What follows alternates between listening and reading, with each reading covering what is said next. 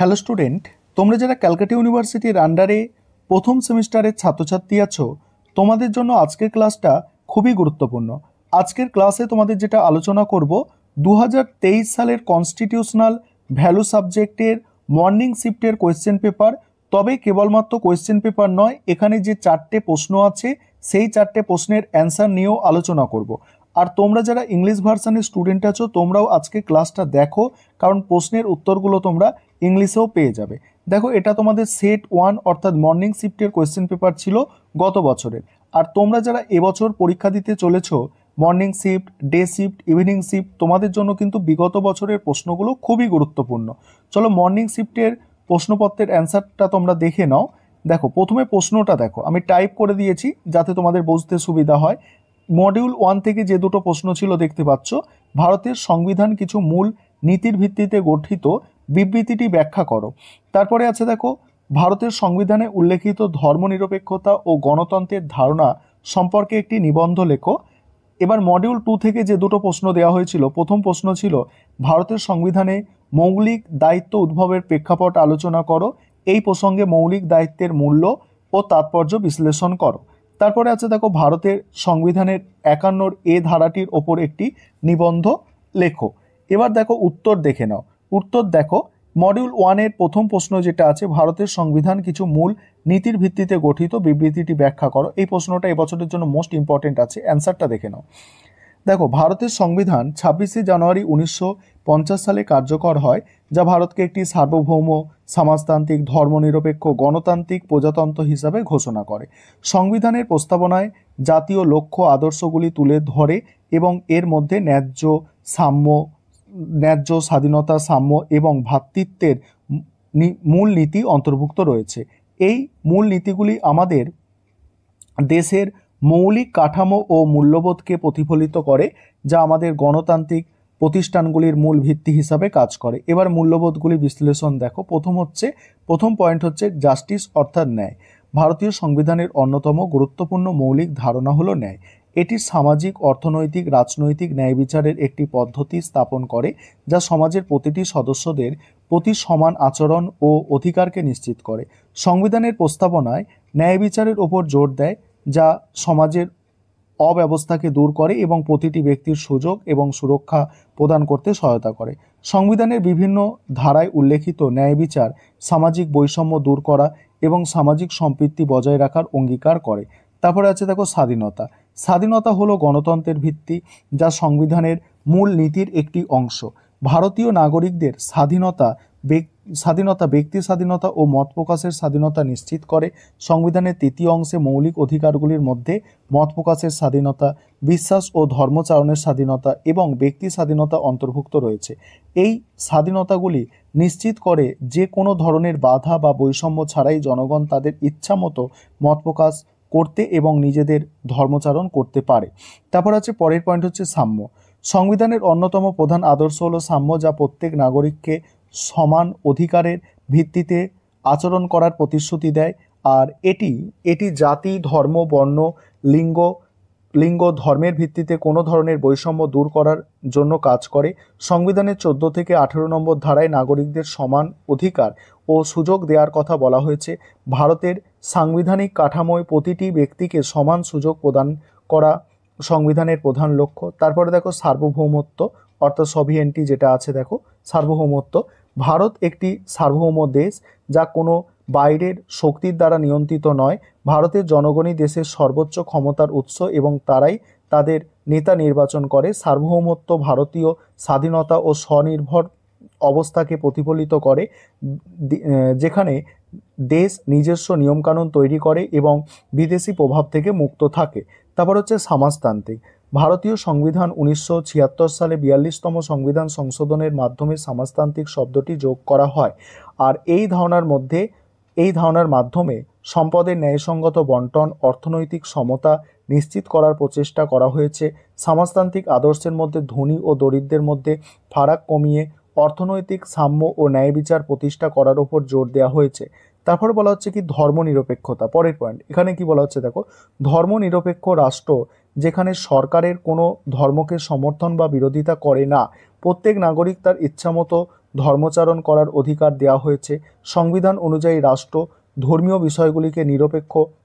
বিষয়গুলিতে নিরপেক্ষ থাকবে এবং প্রত্যেক ধর্মকে সমান চোখে দেখবে।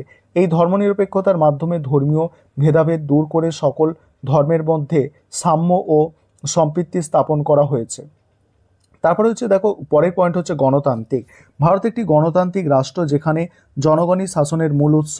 জনগণ প্রত্যক্ষ নির্বাচনের মাধ্যমে তাদের প্রতিনিধি নির্বাচন করে এবং সরকারকে নিয়ন্ত্রণ করে। আর এই গণতান্ত্রিক কাঠামো ভারতের জনগণকে তাদের মত প্রকাশের সুযোগ দেয় এবং সমান অধিকার ভোগ করার অধিকার নিশ্চিত করে। তারপর হচ্ছে দেখো প্রজাতন্ত্র। ভারত একটি প্রজাতন্ত্র, যার অর্থ হলো রাষ্ট্রপ্রধান নির্বাচিত হয় এবং কোনো বংশগত রাজতন্ত্র নেই। ভারতের রাষ্ট্রপতি নির্বাচিত প্রতিনিধির দ্বারা নির্বাচিত হন এবং এইভাবেই গণতন্ত্র ও প্রজাতন্ত্রের মূল নীতি অনুসরণ করা হয়। তারপর উপসংহারে কি বলা হচ্ছে দেখো, উপসংহারে বলা হচ্ছে ভারতের সংবিধানের এই সমস্ত আদর্শগুলির ওপর ভিত্তি করে গঠিত হয়েছে, যা দেশের সার্বভৌমত্ব, সমাজতান্ত্রিক, ধর্মনিরপেক্ষতা, সাম্য, ন্যায় এবং স্বাধীনতার নীতি সুরক্ষিত করে। এই আদর্শগুলি শুধুমাত্র সংবিধানের মৌলিক কাঠামোই নয়, বরং এগুলি ভারতের গণতান্ত্রিক প্রক্রিয়াকে শক্তিশালী করার মৌলিক উপাদান। সংবিধানের প্রস্তাবনায় নির্ধারিত এই মূল্যবোধগুলি দেশের নাগরিকদের জন্য একটি সমৃদ্ধ, সুবিচারপূর্ণ এবং স্বাধীন পরিবেশ নিশ্চিত করতে সহায়ক ভূমিকা পালন করে। তারপরের পয়েন্ট, ভারতের সংবিধানে উল্লেখিত ধর্মনিরপেক্ষতা ও গণতন্ত্রের ধারণা সম্পর্কে একটি নিবন্ধ লেখো। প্রথমেই ভূমিকা। বিশ্বের প্রতিটি দেশের স্বতন্ত্র কিছু আদর্শ থাকে, যে আদর্শগুলির ভিত্তিতে সেই রাষ্ট্রের প্রকৃতি ও চরিত্র ফুটে ওঠে। ভারতের সংবিধান প্রস্তাবনায় কতগুলি আদর্শের উল্লেখ আছে, যার থেকে সহজেই ভারত রাষ্ট্রের প্রকৃতি অনুধাবন করা যায়। ভারতের সংবিধান প্রস্তাবনায় ভারতকে একটি সার্বভৌম, সমাজতান্ত্রিক, ধর্মনিরপেক্ষ, গণতান্ত্রিক, সাধারণতন্ত্র বলে বর্ণনা করা হয়েছে। তবে সংবিধানের মূল প্রস্তাবনায় ধর্মনিরপেক্ষ ও সমাজতন্ত্র শব্দ দুটি ছিল না। 1976 সালে 42তম সংবিধান সংশোধনের মাধ্যমে ধর্মনিরপেক্ষ ও সমাজতন্ত্র শব্দ দুটি যুক্ত করা হয়েছে। তারপরে দেখো সার্বভৌমিকতা। রাষ্ট্রের সর্বাপেক্ষা গুরুত্বপূর্ণ বৈশিষ্ট্য হলো সার্বভৌমিকতা। সার্বভৌমিকতার জন্য রাষ্ট্রকে একটি রাজ্য বা অন্যান্য প্রতিষ্ঠান থেকে পৃথক করা যায়। রাষ্ট্রের সার্বভৌমিকতার দুটি দিক আছে, অভ্যন্তরীণ সার্বভৌমিকতা, বাহ্যিক সার্বভৌমিকতা। অভ্যন্তরীণ সার্বভৌমিকতা অনুযায়ী রাষ্ট্রের অভ্যন্তরে রাষ্ট্রেই চূড়ান্ত ক্ষমতার অধিকারী, আর বাহ্যিক সার্বভৌমিকতা অনুযায়ী আন্তর্জাতিক ক্ষেত্রে রাষ্ট্র বহিঃশক্তি নিয়ন্ত্রণ থেকে সম্পূর্ণ স্বাধীনভাবে ক্ষমতা প্রয়োগের অধিকারী। তারপর দেখো সার্বভৌমিকতার উপরিক্ত ব্যাখ্যা অনুযায়ী ভারত একটি সার্বভৌম রাষ্ট্র। ভারতের সংবিধানের প্রস্তাবনায় ভারতকে একটি সার্বভৌম রাষ্ট্র হিসাবে ঘোষণা করা হয়েছে। ভারত একটি সার্বভৌম রাষ্ট্র কারণ ভারতের ভৌগোলিক সীমার মধ্যে রাষ্ট্রীয় আইনই চূড়ান্ত। যে কোনো ব্যক্তি, সংস্থা, প্রতিষ্ঠান এই আইনকে মান্য করতে বাধ্য থাকে। সংবিধান বিশারদ সুভাষ কাশ্যপ এর মতে ভারতের সংবিধানে কেন্দ্র ও রাজ্যের মধ্যে ক্ষমতার বিভাজন হলেও সংবিধানের কোনো বিভাজন করা হয়নি। একইভাবে আন্তর্জাতিক ক্ষেত্রে ভারতের স্বাধীনতা, ভারত স্বাধীনভাবে তার বিদেশ নীতি গ্রহণ করতে পারে। সার্বভৌম রাষ্ট্র হিসাবে ভারত সংবিধানের একের 3 নম্বর ধারা। তারপর গয়ের পয়েন্ট কি আছে দেখো, 1-3 গ ধারা অনুসারে কোনো বৈদেশিক অঞ্চল যেমন অধিগ্রহণ করতে পারে, তেমনি ভারতের কোনো অংশকে যদি বিদেশি রাষ্ট্রের হাতে সমর্পণ করতেও সক্ষম। তারপরের তারপরের প্যারায় কি বলা হচ্ছে, সার্বভৌমিকতার আলোচনা প্রসঙ্গে অনেকে ভারতের কমনওয়েলথ সদস্যপদ নিয়ে প্রশ্ন তোলে। অনেকের মতে কমনওয়েলথ সদস্যপদ গ্রহণের ফলে ভারতের সার্বভৌমিকতা অনেকখানি ক্ষুণ্ণ হয়েছে, কিন্তু এই ধারণা সম্পূর্ণ অর্থহীন ও অপ্রাসঙ্গিক, কারণ কমনওয়েলথ হলো একটি স্বেচ্ছাসেবী সংস্থা, আর ইংল্যান্ডের রাজা বা রানী হলেন এই সংস্থার প্রতীক প্রধান, যার সদস্য হিসাবে ভারত যে কোনো সময় ইচ্ছা করলে এই সদস্যপদ ত্যাগ করতে পারে। তারপর দেখো কমনওয়েলথ সদস্যপদ গ্রহণের পাশাপাশি অনেকে সম্মিলিত জাতিপুঞ্জের সদস্যপদ গ্রহণের বিষয়টি নিয়েও প্রশ্ন তোলে, কারণ অনেকে মনে করেন সম্মিলিত জাতিপুঞ্জের সদস্যপদ গ্রহণ ভারতের সার্বভৌমিকতাকে ক্ষুণ্ণ করেছে। এই প্রসঙ্গে বলা যায়, বর্তমান বিশ্বে 193টি দেশ এই আন্তর্জাতিক সংস্থার সদস্য এবং প্রতিটি দেশের স্বেচ্ছায় এই সংস্থার সদস্যপদ গ্রহণ করেছে, মূলত বিশ্বশান্তির লক্ষ্যে। সংবিধান বিশেষজ্ঞ সুভাষী কাশ্যপের বক্তব্য বিশেষভাবে পানিদানযোগ্য। তিনি তার আওয়ার কনস্টিটিউশন গ্রন্থে বলেছেন, সার্বভৌমত্বের ঐতিহ্যগত ধারণায় আজ কোনো রাষ্ট্রকেই সম্পূর্ণ সার্বভৌম বলা যায় না। পাশাপাশি পাশাপাশি বর্তমানে বিশ্বায়নের যুগে অর্থনৈতিক, সামাজিক, রাজনৈতিক, সাংস্কৃতিক ক্ষেত্রে পারস্পরিক নির্ভরশীলতার কারণে সার্বভৌমিকতা চিরায়ত ধারণা চ্যালেঞ্জের সম্মুখীন। কারণ বর্তমান বিশ্বে অর্থনীতির প্রেক্ষাপটে বিশ্বের প্রতিটি রাষ্ট্রই কোনো না কোনোভাবে পরস্পরের সাথে সম্পর্কযুক্ত। এবার সমাজতন্ত্রের যে কনসেপ্টটা আছে সেটা তোমরা দেখো।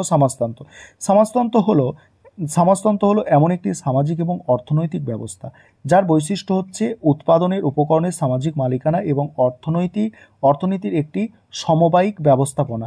এছাড়াও একই সঙ্গে এটি একটি রাজনৈতিক মতবাদ। ভারতের সংবিধানের প্রস্তাবনায় উল্লেখিত সমাজতন্ত্র শব্দটির মাধ্যমে মূলত সমাজতান্ত্রিক ধাঁচের একটি সমাজ ব্যবস্থা গঠনের উপর গুরুত্ব আরোপ করা হয়ে থাকে। পূর্বে উল্লেখ করা হয়েছে যে সংবিধানের মূল প্রস্তাবনায় সমাজতন্ত্র কথাটি ছিল না। 1976 সালে 42তম সংবিধান সংশোধনের মাধ্যমে এই শব্দটি যুক্ত করা হয়েছে। তবে সমাজতান্ত্রিক আদর্শটিকে পরবর্তীকালে সংযোজিত করা হলেও ভারতের রাজনীতিতে বিষয়টি মোটেই নতুন ছিল না। কারণ সংবিধানের প্রস্তাবনায় সামাজিক, অর্থনৈতিক ও রাজনৈতিক ন্যায় প্রতিষ্ঠার কথা বলা হয়েছে। আবার সংবিধানের 3য় অধ্যায় মৌলিক অধিকার হিসাবে সাম্যের অধিকার, শোষণের বিরুদ্ধে অধিকারের কথাও বলা হয়েছে। এছাড়া সংবিধানের 4র্থ অধ্যায় রাষ্ট্র পরিচালনায় নির্দেশমূলক নীতির মধ্যে সামাজিক, অর্থনৈতিক, রাজনৈতিক ক্ষেত্রে ন্যায় প্রতিষ্ঠা, বেকার, বার্ধক্য, অসুস্থ অবস্থায় রাষ্ট্র কর্তৃক সাহায্য লাভের কথা বলা হয়েছে। বলা বাহুল্য, সাংবিধানিক এই সমস্ত ব্যবস্থার মাধ্যমে কার্যত সমাজতান্ত্রিক আদর্শের প্রতি দায়বদ্ধতাই প্রমাণ পাওয়া যায়। পাশাপাশি 1978 সালে 44তম সংবিধান সংশোধনের মাধ্যমে সম্পত্তির অধিকারটিকে মৌলিক অধিকারের তালিকা থেকে বাদ দেওয়া হয়েছে। বলা বাহুল্য, এই উদ্যোগের মাধ্যমে সমাজতান্ত্রিক আদর্শেরই প্রতিফলন লক্ষ্য করা যায়। তবে এই বিষয়ে কোনো সন্দেহ নেই, ভারতের সংবিধান প্রস্তাবনায় সমাজতন্ত্র শব্দটি সংযুক্ত করা হলেও এই সমাজতন্ত্র কিন্তু কোনোভাবেই কার্ল মার্কসের নির্দেশিত বৈজ্ঞানিক সমাজতন্ত্র নয়। তবে বলা যায় ভারতের বৈজ্ঞানিক সমাজতন্ত্রের পরিবর্তে গণতান্ত্রিক সমাজতন্ত্রের দৃষ্টিকোণ থেকে বিষয়টিকে বিশ্লেষণের চেষ্টা করা হয়েছে। ভারতের সংবিধানে সমাজতন্ত্র শব্দটি সংযোজনকে কঠোরভাবে সমালোচনা করেছেন বিশিষ্ট বিচারপতি PB মুখার্জি। তার মতে সমাজতন্ত্রের বাস্তবিক অর্থে একটি রাজনৈতিক আদর্শ। সেই কারণে ভারতের মতো একটি উদারনৈতিক দেশে সংবিধানের প্রস্তাবনায় এই শব্দটির সংযোজন সম্পূর্ণ অনুচিত। 1991 সালে প্রধানমন্ত্রী নরসিমহা রাও এর আমলে গৃহীত নয়া অর্থনৈতিক নীতি ভারতের অর্থনৈতিক কর্মকাণ্ডের চরিত্রকে সম্পূর্ণ বদলে দিয়েছে। এই প্রেক্ষাপটে ভারতের বহু রাষ্ট্রায়ত্ত সংস্থা ব্যক্তি মালিকানাধীন হয়েছে। এবার দেখো মডিউল 2 এর প্রথম যে প্রশ্নটা ছিল ভারতের সংবিধানে মৌলিক দায়িত্বের উদ্ভবের প্রেক্ষাপট, আর এই প্রসঙ্গে মৌলিক দায়িত্বের মূল্য বা তাৎপর্য বিশ্লেষণ করো। এবার দেখো মৌলিক দায়িত্ব উদ্ভবের প্রেক্ষাপট, প্রথম পার্টটা দেখো। প্রাচীন ভারতীয় ধর্ম এবং সংস্কৃতিতে কর্তব্যের ওপর বিশেষ গুরুত্ব আরোপ করার প্রবণতা লক্ষ্য করা যায়। কারণ সেই সময় এই বিশ্বাস ছিল যে আপনি যদি আপনার কর্তব্যগুলি সঠিকভাবে অনুসরণ করেন তবেই আপনি স্বয়ংক্রিয়ভাবে আপনার অধিকার পাবেন। আর প্রাচীন ভারতের শাসন পরিচালনার ক্ষেত্রে রাজধর্মের উল্লেখ পাওয়া যায়। উল্লেখ্য, ভগবদ গীতা এবং মহাভারত উভয়ই রাজধর্মের ধারণার পুঙ্খানুপুঙ্খ ব্যাখ্যা প্রদান করে। এক্ষেত্রে রাজধর্ম বলতে রাজার কর্তব্য পালনকে বোঝানো হয়েছে। প্রাচীন ভারতের বিশিষ্ট শাস্ত্র পণ্ডিত, বাস্তববাদী, বিচক্ষণ রাজনীতিবিদ কৌটিল্য তার অর্থশাস্ত্র গ্রন্থে রাজার কর্তব্যকে সুস্পষ্টভাবে নির্দেশিত করেছে।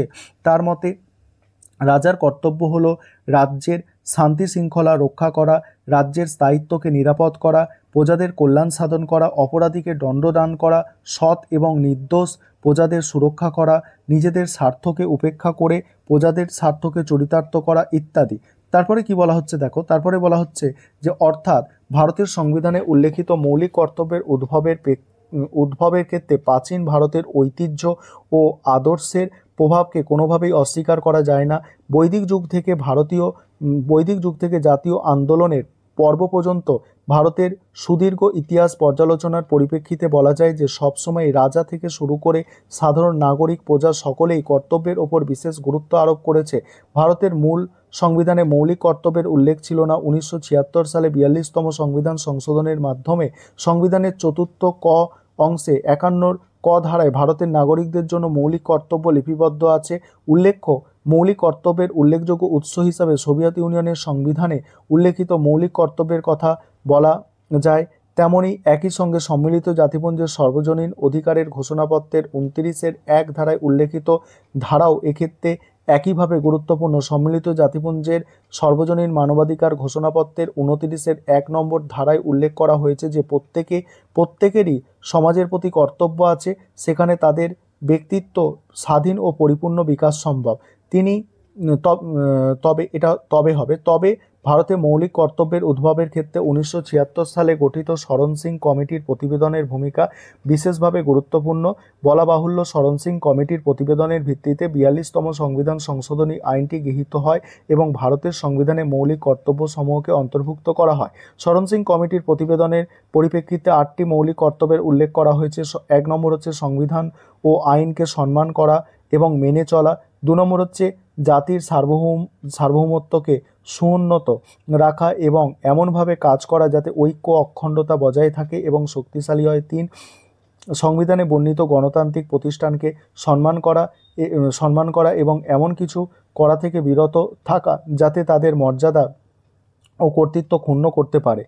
4, দেশকে রক্ষা করা এবং সামরিক পরিষেবা সহ জাতীয় পরিষেবা প্রদান করা যখন এটি করার জন্য কাউকে বলা হবে। 5, যে কোনো উপায়ে সাম্প্রদায়িক সম্প্রীতি রক্ষা করা। 7, রাষ্ট্র পরিচালনার নির্দেশমূলক নীতি বাস্তবায়নে সহায়তা ও সহযোগিতা প্রদান এবং জনগণের সাধারণ মঙ্গলকে উন্নীত করা যাতে সামাজিক অর্থনৈতিক ন্যায় বিচারের স্বার্থ রক্ষা করা যায়।